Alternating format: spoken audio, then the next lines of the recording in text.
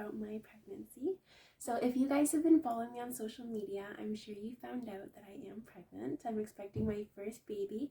We don't know if it's a boy or a girl yet, but we'll know on Monday. I'm so excited. I'm going to do another video on why I decided to become a mom, but I'm so excited. So in this video, I wanted to talk about conception and how soon it was after conception to when I found out I was pregnant, what tests I used, the side effects that I had, and how fertile I was. So yeah, I will start with conception and when I conceived. Conception for me took place on September 18th. It was literally the day after my period had finished, I think. My periods are very, very unusual because I think they're 5 days, but they could be 4. And I say that because the first and last day both have very light bleeding, so I'm not sure. But either way, it was probably on the 18th. So I found out about 3 weeks and 3 days after. So it was October 5th or October 6th. And I took the first response test with the 2 pink lines, and it came back with a very, very faint pink line where it looked like it could have been a mistake. But I did another one the following day on October 6th, and it came back with 2 darker pink lines. So I knew that I was positive that I was having a baby. I kind of knew the day before when it was faint, and only because I had taken it before and it was not there at all, the line, so I kind of had a feeling, so it just confirmed it for me. I also took the digital test on the 6th of October where it says yes or no, and it came back as a yes. So I was very fertile. I'm a very fertile girl. For some reason I didn't think I was, and I thought this because essentially I had heard of women having all these mistakes where they accidentally got pregnant, or they had to take like the morning after pill and all these accidents, and I had just never had that. So I didn't think that maybe I was that fertile, but I was. The month before we had tried to have a baby, but I pretty much did everything I could to prevent it. First of all, I had cold feet the day after, so I took the morning after pill, I think 3 days after conception, or 3 days after I thought that I had conceived. And then I had like a light cold, so I took NyQuil and then an Advil.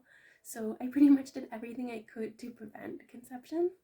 So, but the next month when everything was cleared out of my system, it was very quick, it was instant. So I was very, very fertile. Side effects for me started around week 5. Around week 4, I got a call from my doctor, and she asked me if I was having any side effects, and I said no. And I thought that, maybe I'm one of those girls who don't get anything, don't get nausea, don't get vomiting. No. My side effects were bad. They started around week 5 or 6, and I started getting food aversions. The smell of certain foods, the taste of pretty much every food, it was so bad. I literally had this feeling that I was going to throw up, but I never would. So if every smell would bother me, so even my partner, like his cologne, his deodorant, his shampoo, my body wash, a candle that wasn't even burning, my sense of smell was so strong, and it was so turned off by pretty much everything. For food, any food cooking with spice or just any seasoning at all, it was so bad. The only foods I could tolerate were plain yogurt, veggie burgers, plain vegetables, mostly raw, and plain fruit.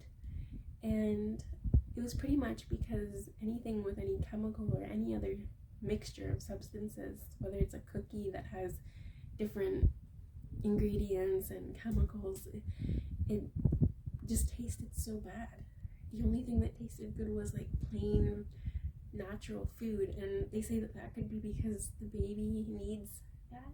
and that's why it encourages the mom to eat like really clean.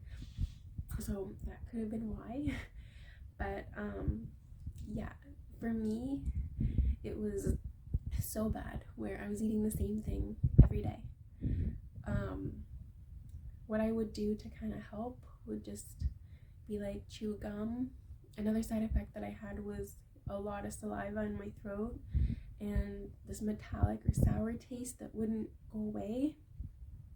When I would brush my teeth, I couldn't go too far back or I would get a gag reflex and I would throw up. So it was just the worst experience, and I wouldn't wish it on anyone. But you know what?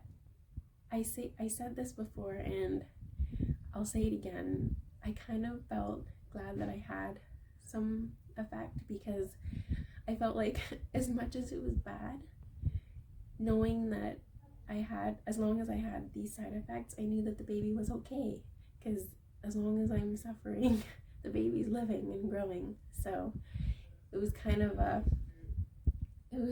little bit of a pro to it that kind of got me through it, which was that baby's living. So even though I'm suffering, I'm glad that I know baby's okay.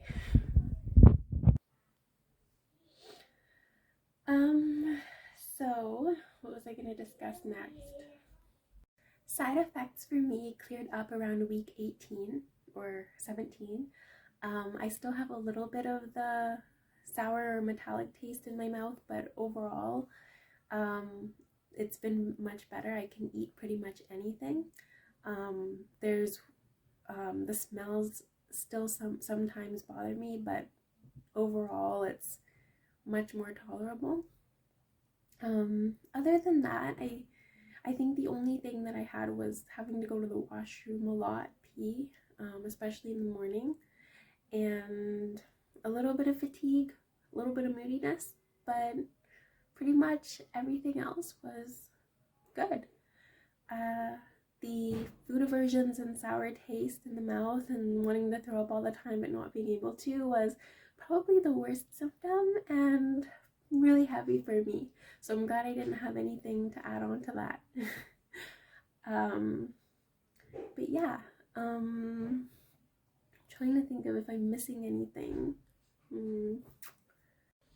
Thank you guys so much for watching my video, and my next video is going to be about gender. I did one of those online gender tests, and I want to share what the result I got and how I felt about it. It's kind of a funny story. Probably has to do with pregnancy moodiness, but I'll get to that in the next video. Bye guys!